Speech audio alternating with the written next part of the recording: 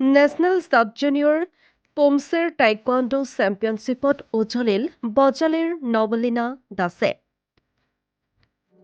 2026-ৰ 13, 14 আৰু 15 জানুৱাৰীত নতুন দিল্লীৰ তালকাটোৰা ইনডোৰ ষ্টেডিয়ামত অনুষ্ঠিত হোৱা 39তম নেশ্যনেল সাব জুনিয়ৰ কিৰোগী আৰু 14তম নেশ্যনেল সাব জুনিয়ৰ পোমছেৰ টাইকোৱাণ্ডো চেম্পিয়নশ্বিপত অসমৰ বজালী টাইকোৱাণ্ডো একাডেমীৰ পৰা নাইছা খাটনিয়াৰ আৰু নৱনীলা দাসে ৰাষ্ট্ৰীয় পৰ্যায়ত নিৰ্বাচিত হৈ টাইকোৱাণ্ডো চেম্পিয়নশ্বিপ খেলত অংশগ্ৰহণ কৰে। বজালী জিলা টাইকোৱাণ্ডো সন্থাৰ অন্তৰ্গত বজালী টাইকোৱাণ্ডো স্কুলৰ ছাত্ৰী নৱনীলা দাসে অভাৰ 47 ছোৱালীৰ শাখাত মধ্যপ্ৰদেশৰ খেলুৱৈগৰাকীক পৰাস্ত কৰি ৰূপৰ পদক লাভ কৰিবলৈ সক্ষম হয়। আজি পাঠশালাত বজালী টাইকোৱাণ্ডো স্কুলত ৰূপৰ পদক লাভ কৰি বজালীলৈ গৌৰৱ কঢ়িয়াই অনা নৱনীলা দাসক বজালী জিলা টাইকোৱাণ্ডো সন্থাৰ পৰা সম্বৰ্ধনা জনায়। লগতে সন্থাৰ সভাপতি সঞ্জিত চৌধুৰী আৰু সম্পাদক মৃণাল শৰ্মাক সম্বৰ্ধনা জনায়। ইতিমধ্যে বজালী টাইকোৱাণ্ডো স্কুলৰ পৰা 2025 চনটো বাহৰেইনত অনুষ্ঠিত হোৱা ইউথ এছিয়ান গেমছত দেৱাশিষ দাসে ব্ৰঞ্জৰ পদক লাভ কৰিছিল। লগতে 2025 চনৰ বাংগালুৰুত অনুষ্ঠিত হোৱা 42তম জুনিয়ৰ নেশ্যনেল কিৰোগী চেম্পিয়নশ্বিপত বজালী টাইকোৱাণ্ডো স্কুলৰ ভিয়েনা হাজৰিকাই ৰূপৰ পদক আৰু 15তম পোমছে টাইকোৱাণ্ডো চেম্পিয়নশ্বিপত আলপনা চান্দল্যই সোণৰ পদক লাভ কৰিবলৈ সক্ষম হয়। 39তম নেশ্যনেল সাব জুনিয়ৰ কিৰোগী আৰু 14তম নেশ্যনেল সাব জুনিয়ৰ পোমছেৰ টাইকোৱাণ্ডো চেম্পিয়নশ্বিপত বজালী টাইকোৱাণ্ডো স্কুলে পোমছেৰ অভাৰ অল বেষ্ট টীম, গাৰ্লছৰ দ্বিতীয় best team, kyorugi boys best team আৰু অসম টীমে বেষ্ট টীম হিচাপে পুৰস্কাৰ লাভ কৰে। বজালী জিলা টাইকোৱাণ্ডো সন্থালৈ গৌৰৱ কঢ়িয়াই অনাৰ ক্ষেত্ৰত বজালী টাইকোৱাণ্ডো স্কুলৰ প্ৰশিক্ষকক্ৰমে ৰাহুল দাস, অভিজিত ৰয় আৰু মুন দাসক সন্থাৰ তৰফৰ পৰা কৃতজ্ঞতা স্বীকাৰ কৰে। সন্থাৰ তৰফৰ পৰা আপোনালোক সকলোকে সম্বৰ্ধনা যাচিছোঁ। কাৰণ আমাৰ কাৰণে বহুত সুখৰ কথা, কাৰণ আমি বছৰে বছৰে ধৰি আমাৰ যিটো প্ৰচেষ্টা, যি খেলুৱৈসকল আগবাঢ়ি আহক, খেলুৱৈসকল কিবা প্ৰদৰ্শন কৰক, আৰু সকলোৱে মা দেউতাকে বিচাৰে যদি কিবা এটা অনুষ্ঠানত দিছে কিবা এটা ভাল ফল পাওক। আৰু এনেকুৱা ফলে যিটো নৱনীলা দাসে কঢ়িয়াই আনিছে, এনেকুৱা ফলে সকলোকে উৎসাহ দি আছে আৰু আগলৈও এনেকুৱা ফলে আমাক উৎসাহ দি থাকিব।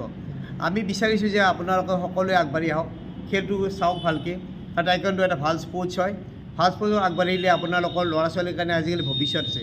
খেল কেৱল খেল হৈ থকা নাই, এটা ভাল মাধ্যম হয়, যাৰ থ্ৰুৰে আপুনি আজিকালি দেখিছে যে বহুত ক্ষেত্ৰত, চাকৰিৰ ক্ষেত্ৰত হওক, বিভিন্ন জেগাত আপোনাৰ এডমিশ্যনৰ ক্ষেত্ৰত হওক সুবিধা হয়। আৰু এনেকুৱা ছোৱালী আগবাঢ়ি আহিছে, আপোনাৰ ল'ৰা ছোৱালীকো আগবঢ়াই আনক আৰু চাই লওক এইটো। আৰু মই এই চেগতে আমি আমাৰ যিখিনি আমাৰ চৰকাৰী তন্ত্ৰ আছে, য'ত আমাৰ সা সুবিধা যদি কিবা ব্যৱস্থা আছে, কাৰণ এই খেলটোত বহুত খৰচ আছে আৰু এই খৰচখিনি উঠোৱাৰ কাৰণে বহুত গাৰ্জেনে আনিব নোৱাৰে। কাৰণ বহুত দুখীয়া গাৰ্জেন আছে আমাৰ বজালীত, যেতিয়া খেলিব বিচাৰে কিন্তু আগবাঢ়ি আহিব পৰা নাই। অকল আমাৰ খেল বুলি কোৱা নাই, চব খেলতে একেই অৱস্থা। গতিকে আপোনালোকে অলপ চকু মেলি চাওক। সেইখিনিয়ে আমি বজালী জিলা টাইকোৱাণ্ডো সন্থাৰ পৰা ক'ব বিচাৰোঁ। বৰ্তমানলৈ বজালী জিলা টাইকোৱাণ্ডো সন্থাত এৰাউণ্ড 500গৰাকী ষ্টুডেণ্ট আছে, 500গৰাকী ষ্টুডেণ্ট আছে। ব্লেক বেল্টো 50-60গৰাকী ব্লেক বেল্ট পাইছে। ইয়াৰ ব্লেক বেল্ট ছেকেণ্ড ডানো আছে ইয়াতে।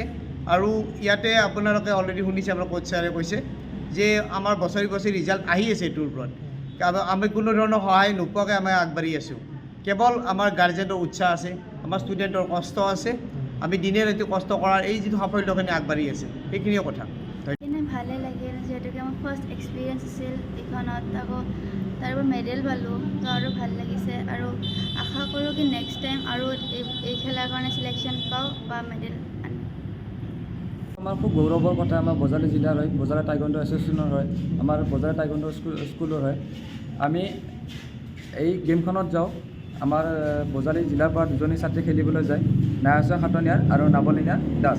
আৰু নৱনীলা দাসে এই খেলখনত অভাৰ 47 গাৰ্লছত তেওঁ চিলভাৰ মেডেল পাবলৈ সক্ষম হয়। আৰু এই গেমখন বহুত ডাঙৰ গেম হয়, আমাৰ এতিয়া গোটেই ষ্টেটবিলাক আহিছে। আৰু সেই গেমখনত আমাৰ অসম টীমে বেষ্ট টীম পাবলৈ আমাৰ সক্ষম হয়। টোটেল আমি 4টা ট্ৰফি পাবলৈ এই গেমখনত আমি সক্ষম হওঁ। কি ট্ৰফি পালে আপোনালোকে? আমি অভাৰঅল বেষ্ট টীম পালোঁ, কিৰোগীৰ বয়জৰ বেষ্ট টীম পালোঁ, গাৰ্লছৰ ছেকেণ্ড বেষ্ট টীম পালোঁ আৰু পোমছেৰ আমি বেষ্ট টীম পালোঁ। ইয়াৰ পিছত কি খেল আৰু খেলিবলৈ আপোনালোকে সাজু হৈছে?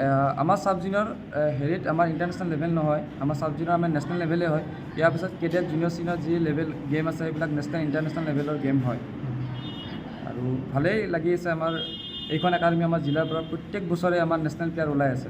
পৰৱৰ্তী খেলক লৈ আপোনালোক কেনেকুৱা আশাবাদী? পৰৱৰ্তী গেমলৈ আমি এতিয়াৰ পৰাই সাজু হ'বলৈ সাজু হৈ আছোঁ। আগন্তত আমাৰ কেডেট জুনিয়ৰ চিনিয়ৰ গেম আহি আছে, তাৰ কাৰণে আমি ৰেডি হৈ আছোঁ। আৰু বজালি কাৰণে আটাইতকৈ গৌৰৱৰ কথা আমাৰ ৰিচেণ্টলি আমাৰ ইউথ এছিয়ান গেমছত বেহাৰিমত আমাৰ দেৱাশিষ দাস তেওঁ ব্ৰঞ্জ মেডেল পাবলৈ সক্ষম হয়। আৰু তাৰপিছত আমাৰ যোৱা কেডেট নেশ্যনেল চেম্পিয়নশ্বিপত ভেয়ানা হাজৰিকা আমাৰ গ'ল্ড মেডেল চিলভাৰ মেডেল পাবলৈ সক্ষম হয়। আৰু তাৰ যোৱা বছৰ আমাৰ চাব জুনিয়ৰ ঠিক এনেকুৱা গেম এখনত আমাৰ আলপনা চান্ডলেও গ'ল্ড মেডেল পাবলৈ সক্ষম হৈছিল। আৰু তাই নেক্সট বাৰ মেডেল নাপালেও তেওঁ কিন্তু নেশ্যনেল চিলেকশ্যন হৈছিল।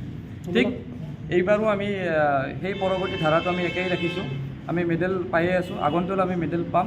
আৰু ইয়াতকৈ আমি আকৌ চেষ্টা কৰিছোঁ বেছি ভাল হ'বলৈ। আৰু এই যিখন গেম গ'ল সেই গেমখনত মোৰ খেলুৱৈ চিলেকশ্যন পোৱাৰ লগতে ময়ো এছাম টিমৰ মেনেজাৰ আকাৰে এই গেমখন চিলেকশ্যন হৈছিলোঁ আৰু ময়ো গৈছিলোঁ সেই গেমখনত। বজালিৰ পৰা ৰাজীৱ পাটকাৰীৰ ৰিপৰ্ট, আছাম 15।